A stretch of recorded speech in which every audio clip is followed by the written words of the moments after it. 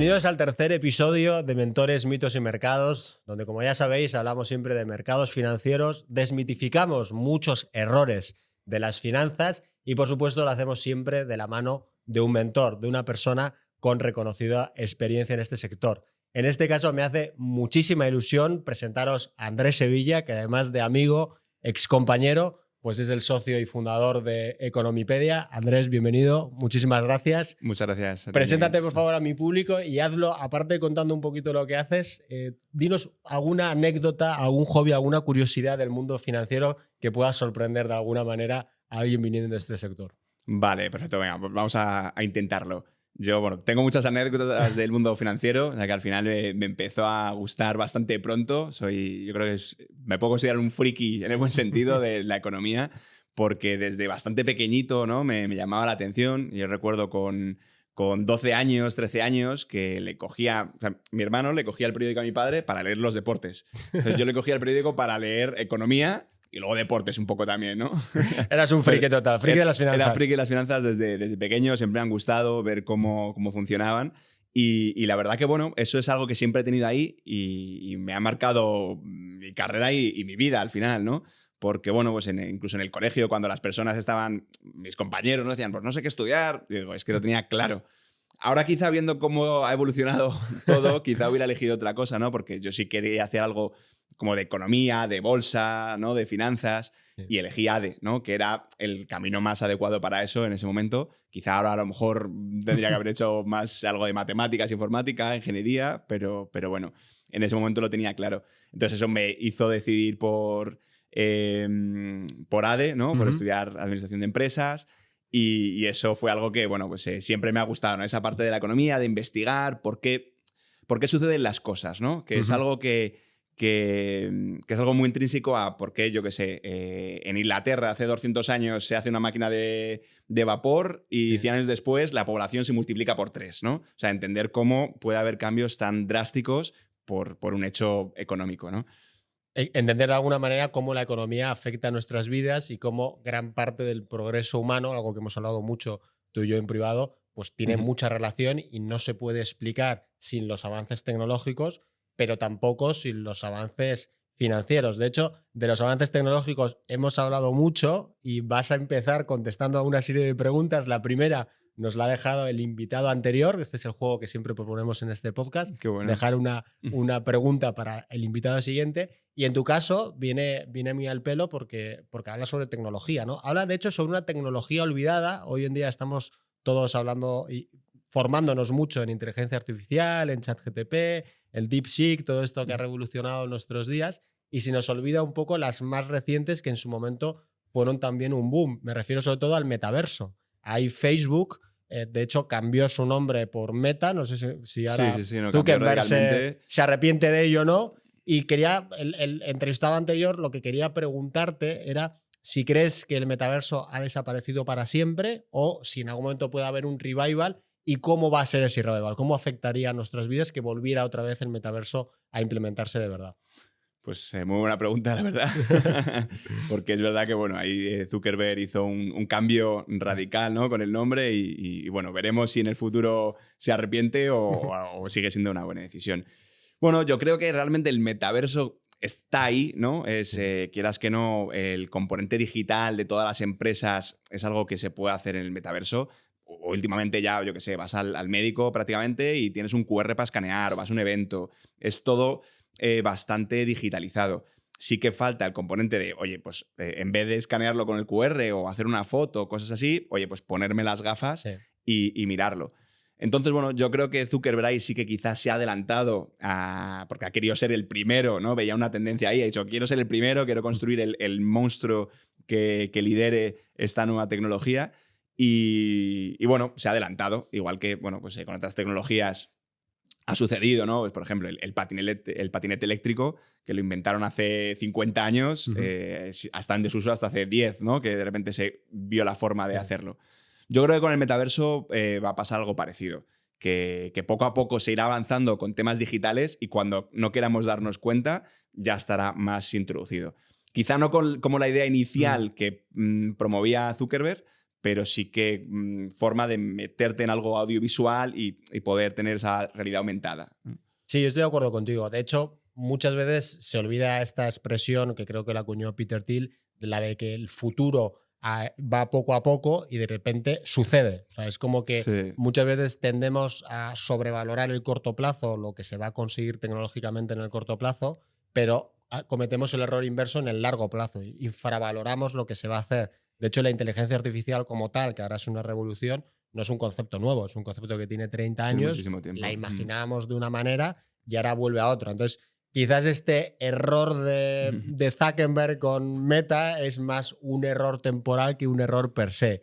Y hablando de errores y volviendo otra vez a temas económicos, que es un poco más lo nuestro, ¿qué nos puedes contar de los errores que has cometido como inversor a lo largo de la vida? ¿Cuál es ese error, esa cagada, por decirlo simplemente, que dices, joder, ojalá no lo hubiera hecho o qué bien que lo hice porque aprendí? ¿Cuál fue y qué aprendiste de esa lección? Pues la verdad que como muchos inversores y sobre todo no inversores, que al final el ciclo de vida de un inversor suele ser ya algo, una persona normal, ¿no? No una persona que se dedica a ello como nosotros, ¿no? Que nos hemos dedicado a ello y hemos empezado antes, ¿no? De forma prematura, sino alguien normal suele empezar ya con 35 o 40 años cuando ya cuando amasa una fortuna, ¿no? Ya tiene un patrimonio y puede invertir. Nosotros que hemos empezado antes porque nos hemos dedicado a ello y teníamos que experimentarlo en primeras carnes, pues bueno, hemos tenido algunos fallos. Así el más grande o más... Tengo dos, yo creo, si quieres, no sé si hay tiempo para contar los dos. Sí, cuenta los dos. Rápidamente. Uno es uno muy común que le sucede a mucha gente, que fue comprar acciones de una empresa, Iberdrola en este caso, en el 2008. Y de hecho, bueno, compré, de pura casualidad, subió un 8% en 2 días y dije, ostras, vendí, pero bueno, luego bajó otra vez, volví a comprar. Y claro, yo pensaba que esto era así. Dije, oye, que bien la bolsa, ¿no? Que compra, sube. Pero esa vez no fue así, sino que en 2008 no paró de caer. Y claro, la tuve en la cartera durante muchísimo tiempo, esperando a que volviera. Y la vendí cuando me fui a cambiar de banco, ¿vale? En ese momento prácticamente solo podías invertir en bolsa a través de los bancos, no como ahora que hay más plataformas de inversión. Y me fui a cambiar de banco, entonces tuve que venderla en un sitio para comprarla en el otro. Y cuando la fui a comprar dije, oye, estoy seguro de que la quiero comprar otra vez. Y no la compré, ¿no? Y ahí aprendí, digamos, ese sesgo psicológico que tenemos los humanos de aferrarte a las pérdidas, ¿no? Y dejarlas correr cuando, por otro lado, había tenido algunas ganancias más rápidas, como esta misma con Iberdrola, que dije, joder, en cuanto gané un poco, ¡pum! Sí. Vendí para hacer esa ganancia real y con las pérdidas, en cambio, la había dejado correr. Sí, es un poco lo que hemos hablado también muchas veces del behavioral finance o de las finanzas del comportamiento que van en contra de la teoría tradicional, que siempre nos enseña que los inversores somos aversos al riesgo, pero realmente lo que somos es la aversión a la pérdida. A la pérdida, Nuestro cerebro no entiende de caídas del 10%, del 20% o de volatilidad, pero sí entiende de perder 1.000 euros, 2.000 euros o 10.000 euros, que eso es una cosa como muy tangible, ¿no? Sí, y la emoción que eso te crea, ¿no? Exactamente. Además, sí. Me ha hecho mucha gracia que comentes esto porque esto es una cosa que yo suelo decir mucho en mis canales, en mis vídeos en YouTube, que casi lo peor que le puede pasar a un inversor novel es que le vaya bien al principio. Yo lo comparo con ir al casino. Cuando vas al casino por primera vez, si ganas mucho la ruleta, te va a incentivar para seguir jugando y cuando pierdas vas a querer volver a hacerlo. Aumenta porque tu tope y dices, ¿sabes? Ya he ganado 100, 200 euros, pues voy a por más, ¿no? Entonces, yo siempre digo, oye, mucho cuidado cuando empiezas a invertir en el momento que estás invirtiendo porque te puede crear unas expectativas equivocadas. Por ejemplo, los 2 últimos años que han sido muy buenos de bolsa, lo normal es que hayas ganado dinero haciendo cualquier cosa, cualquier tipo de inversión y cualquier tipo de estrategia. Entonces, eso hace que la gente se confía. De hecho, la tercera pregunta de este primer bloque va un poco por ahí, ¿no? Va un poco por estos mitos, creencias, estas ideas como muy preconcebidas de la teoría que a casi todos nos enseñan cuando empezamos a estudiar finanzas o cuando empezamos a invertir, pero que en la práctica no son tan así y deberían matizarse o incluso que a veces son totalmente falsas. ¿Cuál crees que es para ti ese mito o esa creencia que hace más bien que mal a la mayoría de los inversores? Pues yo creo que hace bastante mal, quizá no a los inversores más experimentados, pero sí que digamos, a la mayoría de la población, el pensar que los depósitos bancarios es el activo más seguro que hay, ¿no? Que es la sensación que hay un poco, ¿no? Yo mi dinero lo tengo en el banco, en la cuenta, que ahí está seguro. y realmente no es el más seguro, ¿no? Porque, bueno, además, no por sin entrar en activos refugio como el oro, el franco suizo y demás, pero hay activos bastante más seguros, ¿no? Como, por ejemplo, unas letras del Tesoro, ¿no? Letras del Tesoro alemán o incluso letras del Tesoro de España, es bastante más seguro que un depósito de un banco, ¿no? Pero al final, claro, la gente no entiende y porque lo tienes a mano. Y al final tienes, digamos, como esa probabilidad de riesgo, ¿no? Que tienen, que yo siempre lo suelo explicar este ejemplo así, ¿no? ¿Qué crees que es más fácil que quiebre, ¿no? Un banco, yo que sé, como Sabadell o el Estado español, ¿no? Que el Banco Sabadell, oye, le pueden pasar 40.000 cosas, ¿no? Un cliente puede tenerla mal, pero el Estado español al final siempre pues tiene 47 millones de personas, puede subir impuestos, o sea, es más difícil, es muchísimo más difícil que vaya a quebrar, ¿no? Entonces, bueno, los depósitos bancarios son seguros, ¿no? Tampoco quiero aquí alarmar a nadie, ¿no? Es un activo muy seguro, pero es un poquito menos seguro que letras del Tesoro o otros activos de inversión que son fáciles de comprar y muchas veces incluso tienen mejores condiciones, ¿no? Pueden dar mejores tipos de interés que los depósitos bancarios o cosas que para la gente son más sencillas o más accesibles. Además, eso es totalmente cierto, que al final el depósito bancario, yo creo que un poco también por el tema de la educación financiera, que hablaremos un poco más adelante, es como el activo que todo el mundo conoce porque es el que más ofrecen los bancos históricamente y el que más acostumbrado puede estar el inversor pequeño, pero es el único activo de los pocos productos que te ofrece el banco que depende del banco, que es balance bancario. Todo el resto, cualquier bono, un bono del Tesoro Español o incluso una acción de Apple que tiene otro tipo de riesgo, pero no depende del banco. Es decir, si el banco quiebra, tú te vas con la quiebra y tu depósito se ve afectado si está por encima del fondo de garantía de depósitos, etc. En cambio, yo también pongo siempre este ejemplo. Si tú tienes una acción de Apple que vale 100 euros, la acción de Apple sigue valiendo 100 euros, haya quebrado el banco o no haya quebrado, Totalmente. porque no está dentro del banco y te lo puedes llevar. Yo esto creo que es algo que la inmensa mayoría de los inversores pequeños nunca lo tiene en cuenta y no lo piensa cuando además suelen ser los que más buscan refugiarse del riesgo, los depositantes, ¿no?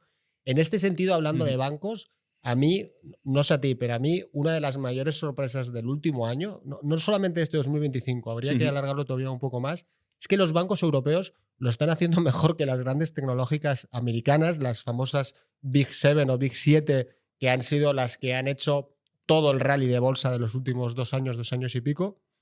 Pero en los últimos tiempos Europa lo está haciendo mejor, los bancos lo están haciendo mejor. ¿Tú crees que es algo sostenible, que tiene razón de ser, que volveremos otra vez a ver un revival de la tecnología? ¿Cuál es tu visión respecto al mercado en estos momentos?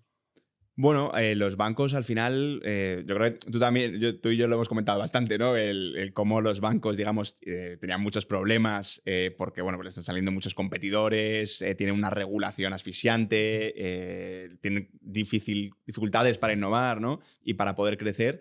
Pero bueno, yo creo que se les había, digamos, castigado enormemente.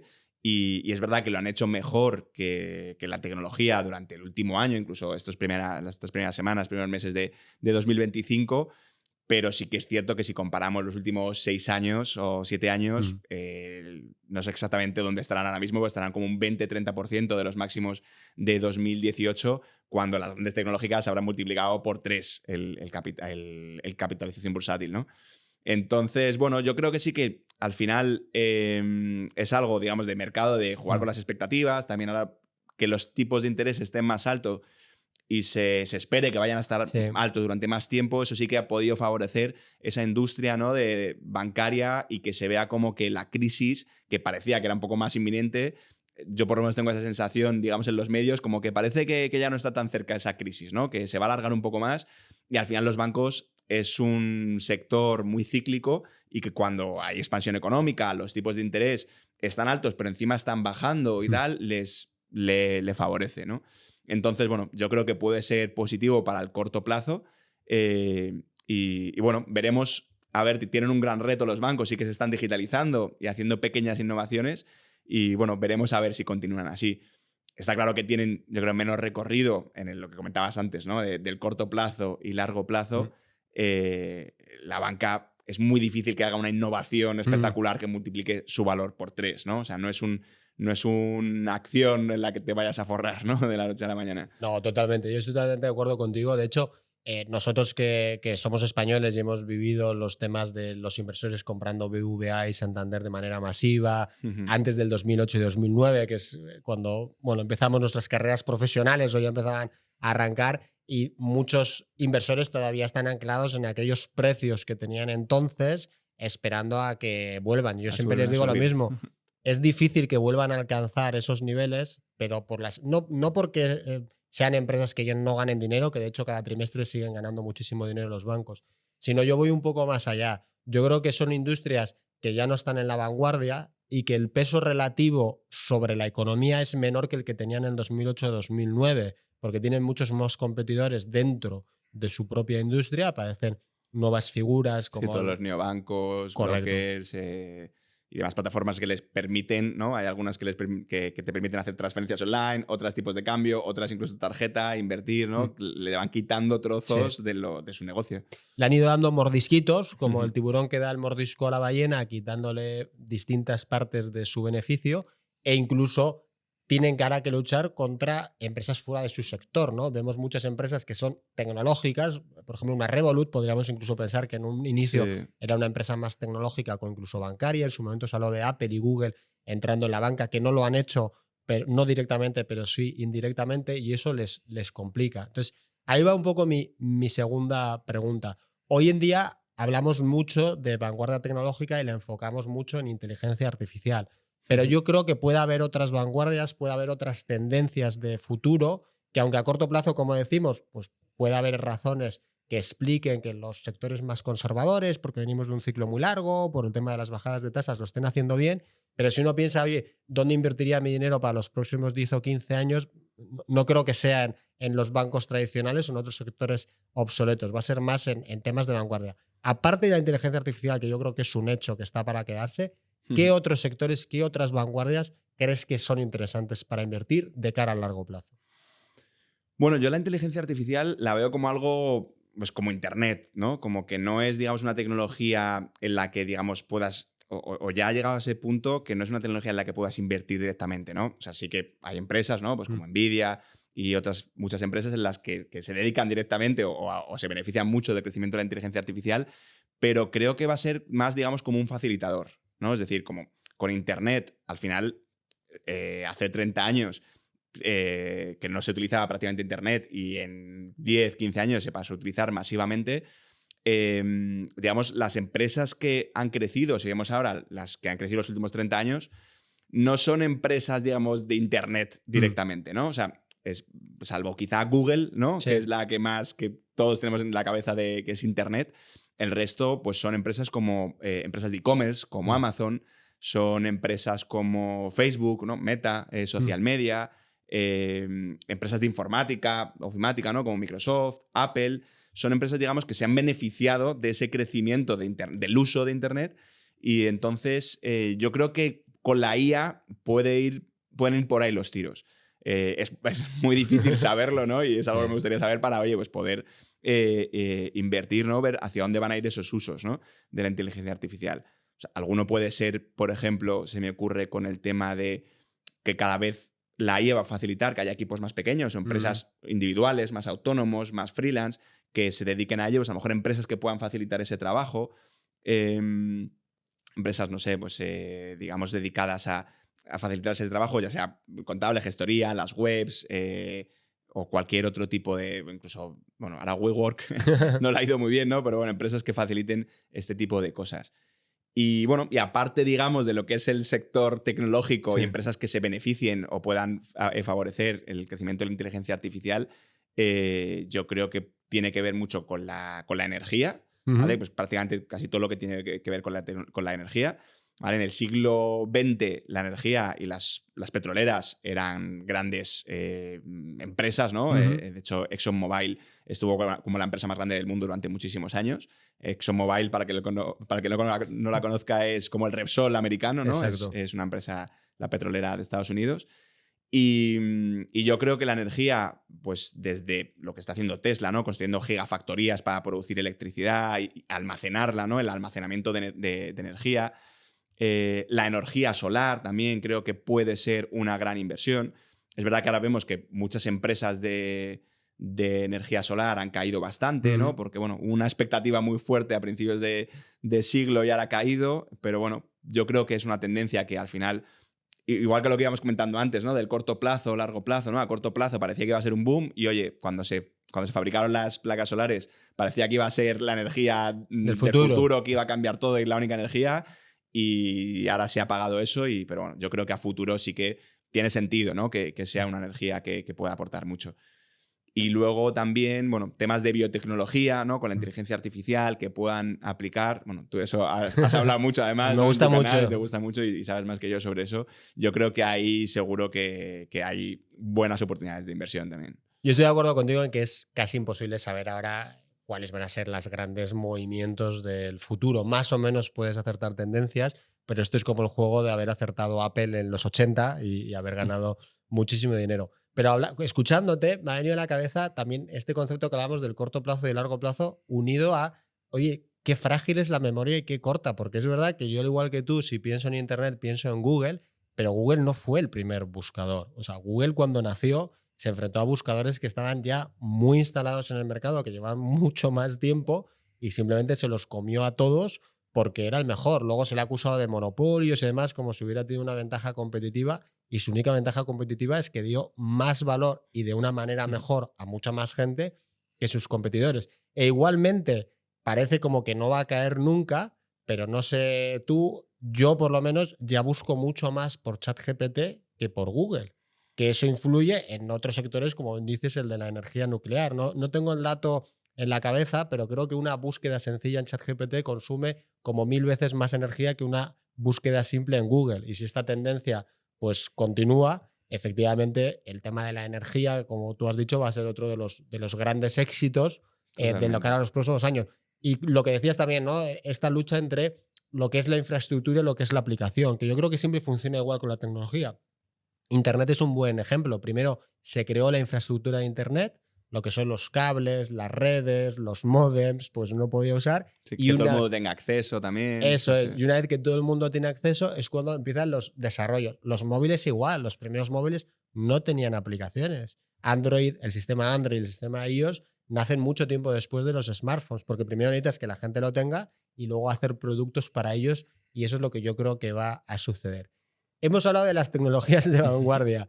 Ahora vamos a hablar un poco de los peligros de vanguardia.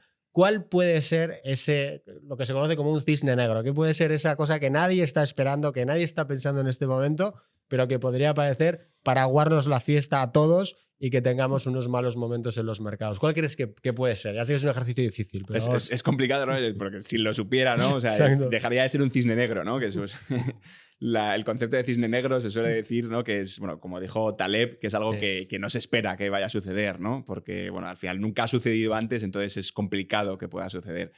Entonces, bueno, uno que parece que, bueno, que es cisne negro y esperemos que no pase, ¿no? Es digamos, una escalada bélica, ¿no? Que aumente la guerra. Eso es algo que puede, que no se espera, ¿no? Y esperemos que no pase, pero bueno, podría ser algo muy duro.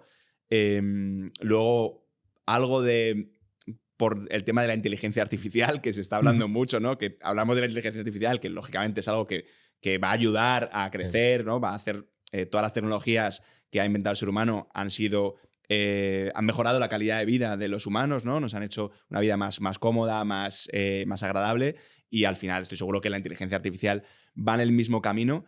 Pero bueno, sí que está el miedo porque es la primera vez que una tecnología tiene esa capacidad de decisión propia, ¿no?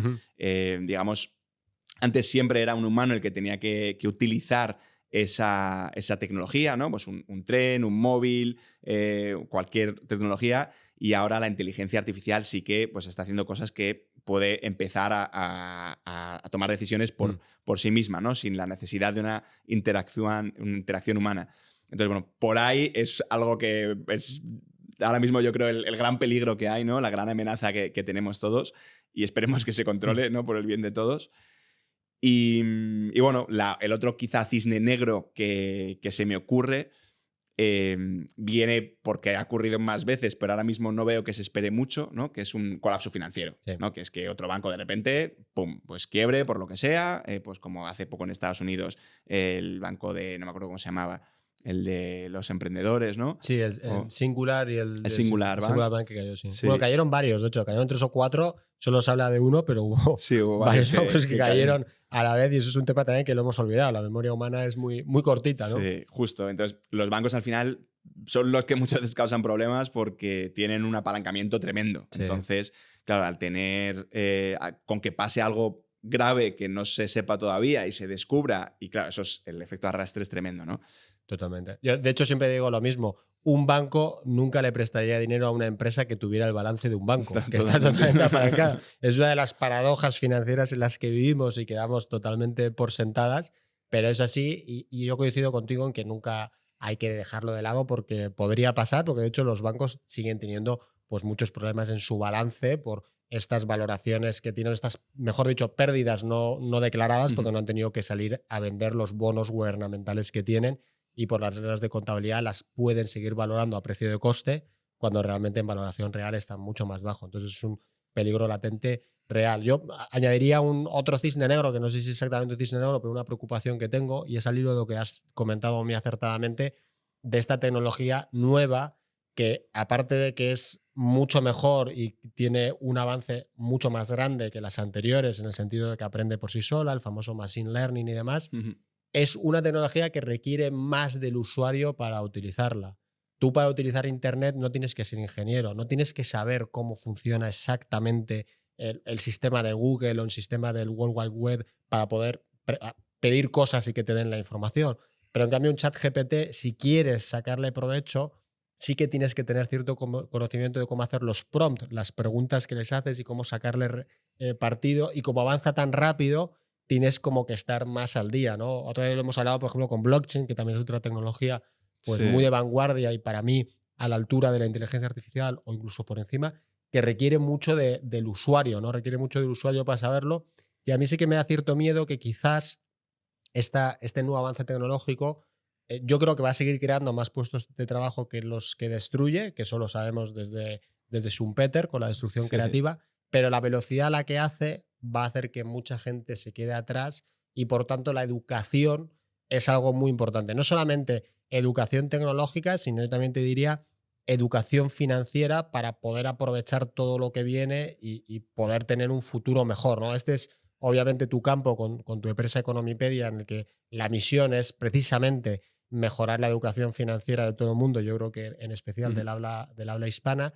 Y quería preguntar, ¿cómo ves esa situación? Que ya sé que es grave, pero me gustaría entender por qué en Europa hay una educación financiera tan baja en cuanto a nivel, lo dicen todos los estudios, y por qué en el caso concreto de España es todavía más baja que la media. ¿Es una maldición? ¿Es algo que se ha hecho mal?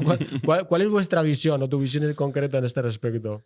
Bueno, la verdad que yo he tratado de entenderlo durante mucho tiempo. He leído estudios, informes, he preguntado a mucha gente y creo que es, digamos, como una mezcla de factores y es verdad que muchas veces se intenta como echar la culpa, ¿no? A autoridades que no han permitido, instituciones y es verdad que, oye, parte hay de que, oye, pues no se ha querido o por lo menos más que no se ha querido, digamos que se ha facilitado mucho, lo comentábamos antes, ¿no? La industria bancaria ha tenido mucha fuerza en Europa y especialmente en España.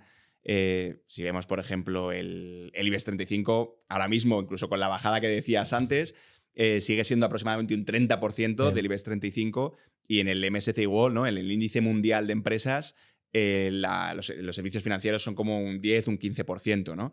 Al final, en España pesan mucho sobre la economía y no creo que haya sido algo buscado, no vamos a educarles, pero claro, teniendo, digamos, una tienda de productos financieros en cada esquina, y no una tienda, sino que había 5, ¿no? Bajadas a cualquier calle en España y hay 5 sucursales seguidas que te venden productos de forma muy rápida, muy sencilla y eso creo que ha hecho bueno, pues que la gente no se tenga que educar financieramente, sino que se les ha ofrecido como un producto de, oye, mira, no te preocupes, yo te vendo esto y ya está. Entonces, no se les ha dejado formar a la gente. Entonces, bueno, yo creo que ese es uno de los factores que en Europa y además en España mucho más fuerte haya esa falta de educación financiera. Y luego también algo, yo creo que es parte cultural, ¿no? En España hay mucho tabú en España y en Latinoamérica sucede también, hay mucho tabú por el dinero. Es desde pequeños nos lo venden como algo malo, ¿no? Que el que es rico, pues es rico porque algo malo ha hecho. Sí. El que tiene dinero, pues algo mal o algo está tramando, ¿no? Entonces siempre nos lo han vendido como algo malo y no como una herramienta que, pues, como el fuego que puedes utilizar para vivir mejor. Entonces, bueno, yo creo que esa mezcla de factores es la que ha hecho que en España, pues desgraciadamente, haya esa falta de cultura financiera. Yo me acuerdo... Sí. Me acuerdo de un ejemplo que no tiene mucho que ver, ¿no? Pero que en España, cuando yo salí de la carrera en 2012, y recuerdo cuando ibas a buscar un trabajo, era como, oye, no preguntes nunca el sueldo. Sí, claro. Ni se te ocurra preguntar el sueldo porque así van a pensar que quieres ganar dinero, ¿no? Lo que tienes que decir es que tú vas a aprender mucho y ya está, ¿no? Y luego me fui a Londres a vivir, porque bueno, en España en esa época no había mucho trabajo, y a mí, por el sector financiero pues me apetecía ir a Londres. Y ahí funciona un poco de otra manera, ¿no? Porque tienes un headhunter, ¿no? Que Sí. te ayuda a buscar empleo y demás. Y preparando las entrevistas, claro, el tío le decía, oye, pero sobre el salario no pregunto. Y dice, ¿cómo no vas a preguntar? ¿Sabes? Fundamental. Es fundamental. Y de hecho, decía que es lo contrario. Dice, como no preguntes, va a quedar mal. Claro. Va a parecer que no tienes interés en el puesto, que no te valoras. Van a pensar, pero este tío, ¿por qué no quiere ganar dinero? ¿No? Entonces ahí a mí me explotó la cabeza pensando, joder, qué cambio de mentalidad, de la mentalidad anglosajona de, oye, el dinero como algo normal, como, oye, pues estás trabajando por dinero, ¿no? Que aquí todo el mundo trabaja por dinero, ¿no? O por lo menos en el sistema en el que vivimos, Sí. en todo el mundo. Y en España y la cultura hispana, ¿no? Y en Latinoamérica, pues tenemos ese miedo, ¿no? A hablar de dinero. Sí, de hecho es un tabú un poco absurdo, ¿no? Porque pareciera como que el dinero fuera algo malo y yo no conozco a nadie que cuando a un amigo suyo le suban el sueldo le digan, joder, qué faena, ya lo siento por ti. O sea, todo lo contrario, todo el mundo quiere que le suban el salario o que le toque la lotería o que lo ganen de otra manera. Pero es verdad que en la cultura latina y en español en España en concreto está mal visto hablar de dinero. Está mal visto hablarlo con tus amigos, está mal visto hablarlo con tu familia. Es como una especie de tabú que a mí me da mucha rabia. Sí me ha parecido muy curioso cuando alguien empieza una empresa o quiere un producto, una de las primeras cosas que suele decir es, bueno, pero yo no pretendo ganar mucho dinero con esto, Sí, no como pretendo hacerme excusándose, rico. ¿no? Y yo siempre digo la misma pregunta, ¿por qué nos parece bien que alguien cuando nos quiera vender algo nos diga que no quiere ganar dinero con eso? Como si fuera, no sé, como si tuviera la lepra o como si fuera una maldición el hecho de ganar dinero. ¿Y cómo es posible que tú mismo, cuando estás emprendiendo, tengas esa propia creencia autolimitante en tu cabeza tirándote hacia abajo? Porque lo normal, y tú lo sabes, al igual que yo, cuando empiezas un negocio, lo normal es que ganes mucho menos dinero del que pensabas ganar al inicio. Entonces, si ya estás empezando de un nivel muy bajo para ti mismo, vas a ganar todavía menos. A mí es una cosa que siempre Vas a me ha tener llamado... más estrés y además no se sabe qué vas a hacer con ese Sí. dinero, ¿no? Que al final es lo que realmente puede afectar, ¿no? Claro, pero parece como que es algo malo, ¿no? Sí. Que parece como que si tienes un salario muy alto es porque has hecho algo malo o porque algo malo te tiene que pasar necesariamente. Y yo creo que es para mí una de las raíces o de los problemas fundamentales que tiene la educación financiera, ¿no? Porque tú no puedes tener una buena relación con el dinero y no puedes tener una buena relación con tus inversiones si no quieres ganar dinero. Sí. Cuando además probablemente sea al revés, ¿no? El que ha ganado mucho dinero, por lo menos hoy en día, ¿no? A lo mejor en el siglo XIX, cuando empezaron estas teorías, pues con el tema de las grandes industrias, se explotaba al trabajador, ahí quizá era de otra manera, ¿no? O hace 500 años, en la Edad Media, pero con el feudalismo, el señor feudal y demás, quizá ahí, y de ahí viene, ¿no? La cultura y ese tabú por el dinero, yo creo. Pero hoy en día probablemente sea incluso al revés, ¿no? El que ha ganado mucho dinero con tecnología es porque ha ayudado a más gente, ¿no? Al final, Amazon, Jeff Bezos es rico, pero porque nos ha facilitado la vida a todos, ¿no? O sea, yo necesito cualquier cosa, me quiero comprar un libro, necesito una medicina, necesito algo de comer y en media hora lo puedo tener en casa, ¿no? Entonces, nos ha facilitado mucho la vida. Entonces, creo que es algo que es incluso bueno, ¿no? Totalmente, o sea, lo hablábamos antes, Google es Google porque la gente eligió Google. O incluso si quieres a temas no tecnológicos, las grandes petroleras ganaban mucho dinero porque se utilizaba petróleo para absolutamente todo y luego se ha dejado de utilizar, o no tanto, ya han ganado menos dinero. Totalmente. Incluso en nuestra vida cotidiana nos parece normal que un muy buen cirujano gane mucho dinero porque es muy bueno, o un muy buen abogado, o un muy buen tal. pero para cosas particulares o para nosotros mismos, o incluso yo creo que para temas que no entendemos, ¿no? Hay gente, por ejemplo, ahora estamos en un canal de YouTube, hay gente que gana mucho dinero haciendo esto, muchísimo, haciendo entrevistas o incluso mis hijos ven a mucha gente que hace videojuegos, que simplemente están jugando videojuegos, la gente ve, y como no lo entiendes, tratas como de minusvalorarlo, como que eso no tiene valor, pero es lo que digo yo, el mercado no entiende de esas cosas, el mercado entiende de lo que le gusta, lo que no le gusta, y si gusta a muchísima gente, pues va a ganar mucho dinero. Y esa es la explicación, por ejemplo, de por qué Messi gana más que el famoso cirujano que acabo de decir. Sí, Bueno, sí. porque el fútbol gusta muchísimo más y hay mucha más gente dispuesta a darle dinero a Messi que a otro tipo. Si eso es lo cómo debería ser o cómo no, es un debate distinto, ¿no? Pero la razón por la que esto es así, la justificación, yo creo que es bastante clara. Uniendo los dos conceptos, el tema de la tecnología que hemos hablado durante la charla y el tema de la educación financiera, en tu cabeza, ¿cuál es el modelo de educación financiera que vamos a tener en los próximos años? ¿Va a desaparecer el modelo tradicional, que los dos creo que estamos de acuerdo en que tiene muchos problemas y está un tanto obsoleto? ¿Va a ser todo 100% de redes sociales con estos famosos? Siempre dicen, ¿no?, que el mejor profesor de matemáticas del mundo no está en ninguna universidad, sino Está que en es un tío en YouTube. YouTube en Asia. ¿O va a ser algo híbrido? ¿Cómo lo ves tú? Bueno, es cierto que la educación, si miras, digamos, comparas cómo eran ciertos servicios, ciertos productos con hace 100 años, ¿no? Pues tú comparas un automóvil de ahora con un automóvil de hace 100 años y ha cambiado radicalmente, ¿no? O las comunicaciones, ¿no? El teléfono fijo, ahora el móvil que puedes hablar con cualquier lado, las redes de transporte, ¿no? Cómo ha evolucionado. O sea, todo ha evolucionado a una velocidad radical, ¿no? En cambio, la educación es cierto que si tú miras un aula de hoy en día, es exactamente igual que un aula de hace 100 años. Entonces, ahí sí que está habiendo ciertas evoluciones, como decías, ¿no? Con la parte del youtuber que enseña finanzas o enseña cualquier otra cosa.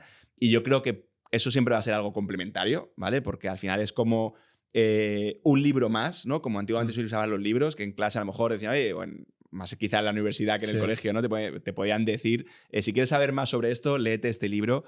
También se va a poder decir, oye, si quieres saber más sobre esto, escúchate este podcast o mírate este vídeo, porque va a ser algo complementario.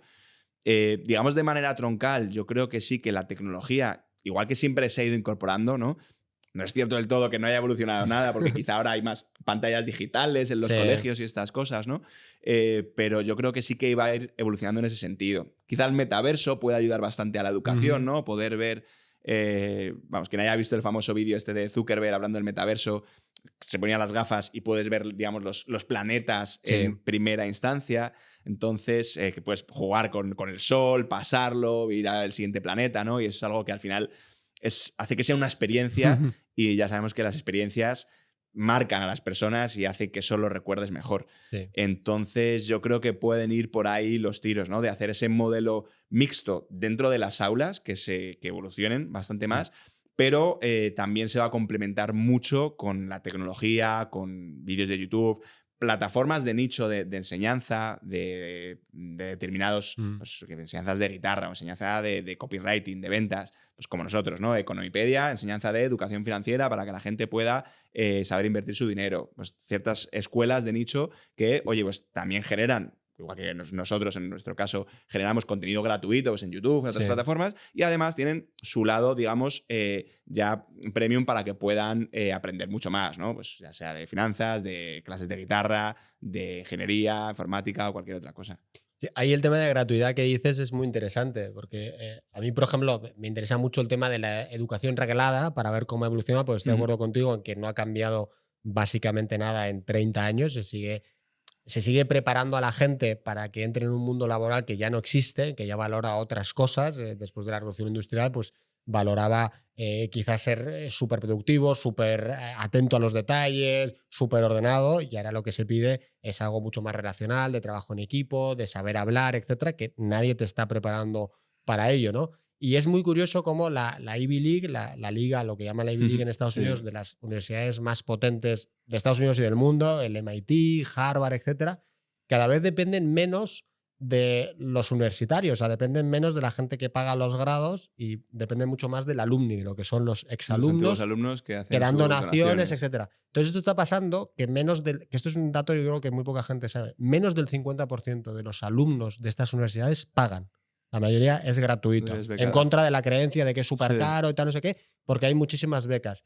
Y de hecho, cada vez dan más grados de manera gratis, con lo cual no es descabellado pensar que en un futuro cercano tú como español tengas estas dos opciones. Seguir pagando una educación pública, además la pagas de manera obligatoria, cuando no hay ninguna universidad española entre las 200 mejores, o si hay algún año que entra, pero no están entre las mejores del mundo ni mucho menos, o poder optar a tener un grado por Harvard de manera gratuita.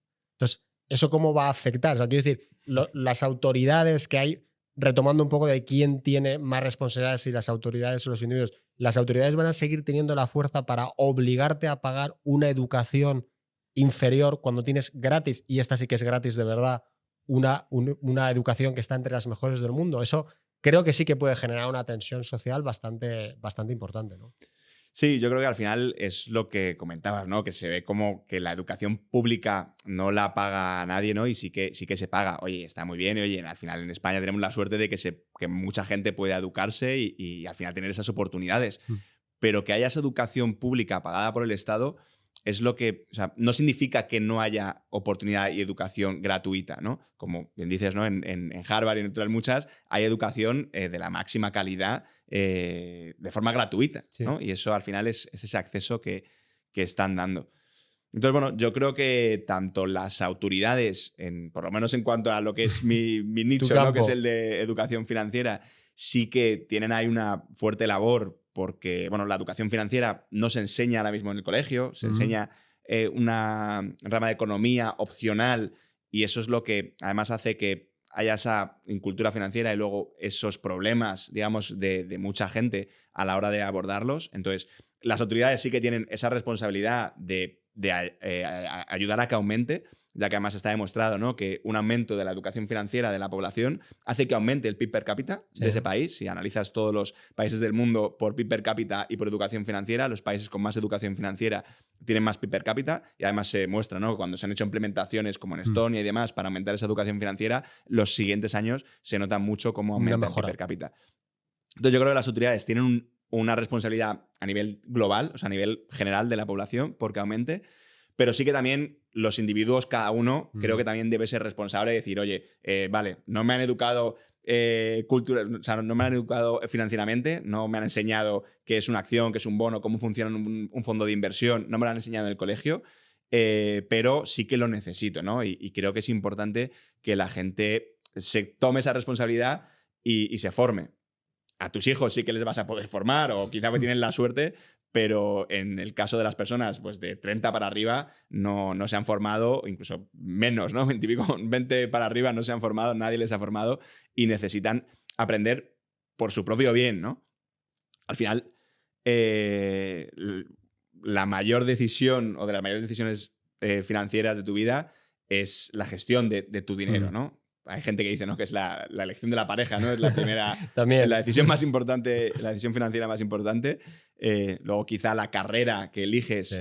quizá antes era más, ¿no? Ahora menos. Ahora cada vez menos porque tienes, con lo rápido que avanza todo, Sí. tienes mucha más capacidad de adaptación, de aprendizaje, pero quitando la pareja y la carrera, que ahora mismo están más dudosas, la mayor decisión financiera es qué haces con tu patrimonio a lo largo de tu vida. Y la gente prácticamente no le hace caso a esta decisión, ¿no? Hasta que llega un punto en que ya, oye, tiene que hacerle caso porque ya tiene 50 y pico, 60 años, se va a jubilar y tiene que saber qué va a hacer con su dinero o cómo va a vivir cuando se jubile. En cambio, con otras decisiones, como, oye, la segunda decisión financiera, que yo diría que es más importante, que es la compra de una vivienda, ¿no? La hipoteca, la gente se obsesiona con buscar el mejor tipo de interés, ¿no? Que como no ha habido educación financiera, se entera de qué es el tipo de interés y le dicen, oye, es el precio de la hipoteca. Pues venga, voy a intentar negociar con todos los bancos para bajar de 1,6% a 1,5%, y es algo muy importante, ¿no? Que baje ese tipo de interés. Pero luego vas al banco, te ofrece un fondo de inversión que te cobra el 2% en vez del 0%, o sea, en vez del 0,15% con un fondo indexado y no pasa nada, ¿no? No te das cuenta. Claro.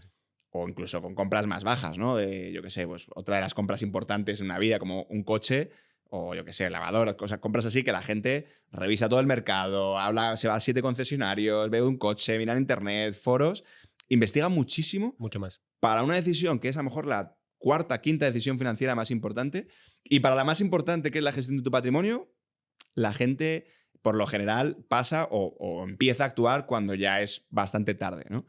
Entonces ahí yo sí que creo que los individuos en particular tienen esa responsabilidad consigo mismo y con su familia de decir, oye, voy a tomar acción, voy a aprender, porque es algo muy importante y no son tantas cosas. Nosotros además en Economipedia siempre lo explicamos de forma sencilla para demostrar que, joder, al final las acciones, los bonos, fondos de inversión, cómo funcionan, es algo que cualquier persona puede entender. O sea, no hace falta tener una ingeniería ni ser experto para poder invertir tu dinero bastante bien. Bueno, y te voy a decir una cosa. Yo estoy seguro que la inmensa mayoría de la gente le dedica más tiempo a qué air fryer se va a comprar Totalmente. que a qué fondos de inversión va a invertir. Y la gente dice, bueno, pero es que es mucho más fácil una cosa que la otra. Le digo, cuidado, con una televisión también le dedicas más tiempo y yo hoy en día ya me he quedado muy fuera de cuál es el 4K, el plasma. O sea, que te quiero decir que también hay decisiones que tomamos en el día a día que requieren cierto esfuerzo para conocer cuál es la mejor y lo hacemos porque nos agrada, pero en algo que es infinitamente más importante, porque es mucho más importante dónde estás invirtiendo y si estás invirtiendo, cómo ahorras y si estás ahorrando a lo largo de tu vida. Eso es mucho más importante que el air fryer o el televisor que te vas a comprar, que te va a durar 3 o 4 años como mucho, ¿no? Y, Sí. la gente no lo hace. Y me ha gustado mucho lo que has dicho del tema de la relación entre el PIB per cápita y el conocimiento financiero, porque no era consciente de ello, que tiene todo el sentido. Y eso me ayuda a llevarte a esta parte de la conversación en la que vamos a hablar un poco más de temas personales, de lo que hemos sido o cuál ha sido nuestra carrera, porque tú y yo nos conocimos en Suiza, que tiene, yo creo que ciertos niveles de conocimiento financiero mayor que el que hay en España y obviamente sí, un PIB per cápita mucho duda. mayor. ¿Qué es lo que echas de menos de...? Es una pregunta amplia, o sea, ¿qué es lo que echas de menos de Suiza? ¿Por qué volviste? Y si tú también tienes esa sensación de que en Suiza los temas de dinero que hablábamos antes, los temas de conocimiento financiero, etcétera, están más extendidos de lo que está aquí en España. Sí, yo creo que en Suiza al final, bueno, como decías, ¿no? Tiene más PIB per cápita y tiene, digamos, más educación financiera y se ve, ¿no? Además, digamos, en cómo por lo general la gente, digamos, se comporta, ¿no? En Suiza. También es un sector, digamos, o sea, el sector más fuerte de Suiza, no sé si es el primero o el segundo, pero yo diría que es el primero, es el de la banca privada mundial. Entonces, hay muchísima gente que trabaja en banca privada, que no en banca comercial de ofrecer depósitos de tarjeta, sino que permite invertir, ¿no? Entonces, eso quizá yo creo que ha hecho también que cale mucho en la población y la gente sepa que tiene que invertir su dinero. Y ser una economía más con que su propia divisa es un activo refugio, ¿no? Y demás, pues sí que yo creo que les ha ayudado a tener más educación financiera. Quizá como ha pasado en Argentina, por lo contrario, ¿no? Que se han tenido que educar financieramente más que el resto de países hispanohablantes por las crisis financieras y el cebo cambiario y todo esto que han tenido, ¿no? Pero bueno, yo creo que en Suiza sí que hay este nivel más alto, ¿no? De educación Superior. financiera. Sí, sí, sí. ¿Y qué echas de menos? ¿Hay algo que eches de menos de Suiza o no? ¿Te has olvidado rápido de todo? Me he olvidado bastante rápido, pero bueno, sí que hay cosas que yo hablo bastante de Suiza, además, ahora que estoy aquí. Eso nos pasa mucho, ¿no? Cuando vivía en Suiza decía, joder, es que estos suizos, qué fríos que son, ¿no? Qué estrictos. Y luego vuelves a España y dices, joder, es que en Suiza cómo se vivía, ¿no? Cómo funciona todo de bien. Y yo creo que precisamente es eso, ¿no? Que es una consecuencia de esa educación financiera, ¿no? Que les ha permitido que todo funcione mejor, porque la educación financiera al final también es esa gestión, ¿no? De todo en general, ¿no? De los recursos, no solo del dinero, ¿no? Que es uno de los recursos o el recurso más importante, pero también del resto de recursos, ¿no? Como el tiempo de la gente y demás. Eso lo gestionan muy bien. Y eso a nivel personal se nota mucho, ¿no? Cuando vas a cualquier sitio, yo, por poner un ejemplo así rápido, dos situaciones similares que me pasó, pues cuando fui a Suiza, por ejemplo, cuando pasas más de un año ahí tienes que tener un carnet suizo. Entonces, lo que es un trámite muy sencillo, que simplemente tienes que ir a tráfico y ellos te quitan el carnet español y te dan, más o menos por así decirlo, uno suizo. Te lo convalidan. Entonces, esta transacción en Suiza fue ir al sitio, esperar 5 minutos, bueno, ni 5 minutos porque entré y ya me atendieron directamente, cogí un número y era el primero. Y me atendieron, me atendió una señora muy amable y me apuntó, cogió mi carnet de conducir, lo apuntó y me cobraron 10 francos, que son como 10 euros más o menos, 10 11 euros. Y le pregunté, oye, ¿y cuándo me lo darán? ¿Cuándo tengo que venir? Y dice, no, mañana lo tienes en casa. Es increíble. ¿Cómo? O sea, ya tenía toda la información mía porque ya sabían quién era, tenían toda la comunicación administrativa puesta y me lo enviaba al día siguiente a casa. Y luego cuando vine a España hace 3 años, ¿no? De vuelta de Suiza, tuve que hacer el mismo trámite a la inversa, ¿no? Sí. Darles el carnet suizo y que me dieran el español. Y bueno, fui a tráfico en España, estuve como 45 minutos en una sala de espera esperando a que me atendieran. Ya cuando me atendieron, me dijo que, claro, tenía que sacarme el carnet psicotécnico otra vez. Entonces tuve que salir de tráfico, ir a una de las tiendecitas, pagar 30 euros, sacarme el psicotécnico, volver a tráfico, esperar otro ratito, otros 20-30 minutos, y luego estar con la persona que rellenara claro, no tecleaba mi carneo ni lo escaneaba. O sea, cogía, tecleaba mis datos, luego me decía que firmara. Bueno, no sé, un rollo un que estuve como al final 3 horas para hacer esa gestión, que en Suiza fueron 5 minutos. O sea, fueron en Suiza 5 minutos y 10 euros. Y en España fueron al final como 3 horas y 50 euros. Entonces, eso es de las cosas que en Suiza... Y pasa ya no solo pues eso, la administración pública, en el médico, ¿no? Que en el médico además tienes 10 minutos a lo mejor de espera en Suiza y están un rato contigo. En España al final tienes 1 hora de espera y están 5 minutos contigo porque tienen que atender rápidamente a todos los pacientes. Pero o sea, pasa digamos, en la administración pública, pero también pasa bastante en las empresas, ¿no? Quizá yo diría que a menor escala, pero sí que en Suiza...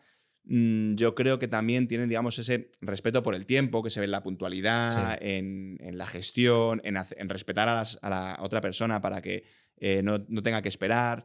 Bueno, en todas estas formas de gestión que hace que, y también al haber tenido más capacidad financiera, pues permite que puedan tener más tiempo para que tengas una mejor calidad de vida, ¿no? Eso es de las cosas que más he hecho de menos de Suiza. Sí, al final el ahorro de tiempo es ganar tiempo para otras cosas y para poder vivir mejor y al mismo tiempo tener más tiempo libre, ¿no? Algo que quizás en estas latitudes, en España y en otros países similares, siempre tenemos asociado que vivir mejor o ganar más dinero implica necesariamente vivir peor en términos de tiempo, ocio y demás, y no. A mí totalmente. También y eso además, perdona, es...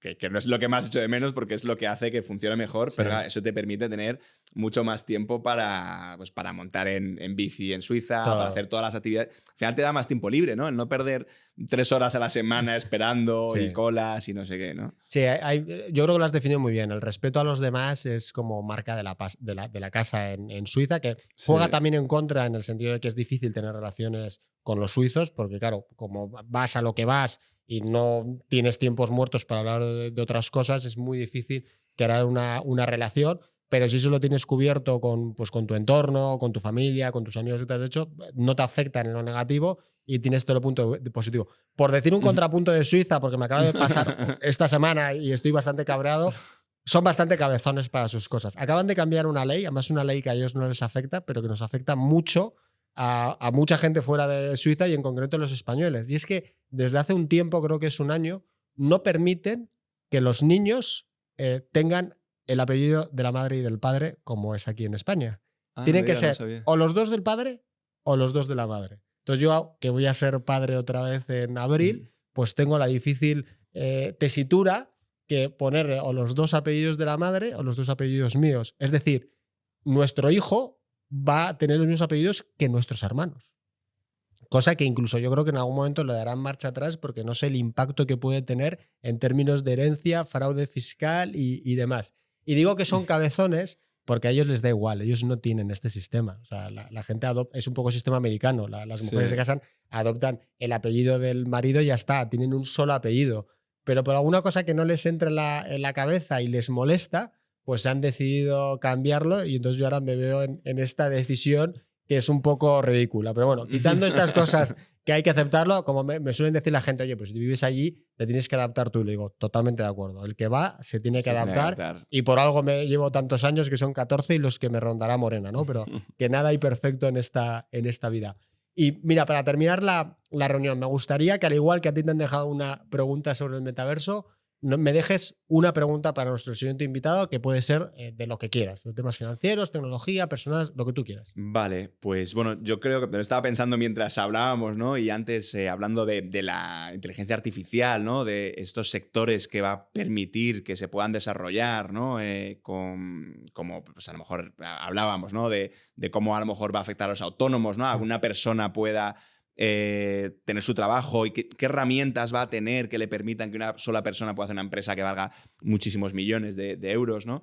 Entonces, bueno, la pregunta iría por allí, ¿no? ¿Qué sectores de la inteligencia artificial o dónde cree que va a haber más revolución con la IA y cómo que vaya a tener una, digamos, capa adaptativa, ¿no? Más masiva, ¿no? Sí. Que vaya a afectar a más gente en los próximos años. Me gusta mucho esa pregunta, porque de hecho es un debate muy de actualidad si en el futuro va a haber más empresas unipersonales que ahora, porque obviamente uno de los temas que puede ser ventaja o desventaja de la inteligencia artificial es que te va a permitir hacer más cosas tú solo y quizás no necesitas contratar a tanta gente. Totalmente. Yo ahí además creo que, o sea, yo estoy seguro que eso va a pasar, ¿no? Que además ya se ve, ¿no? Como los con Uber Eats, con Uber, ¿no? Sí. Con muchas plataformas, con diseñadores, programadores, cada vez hay más personas con empresas individuales.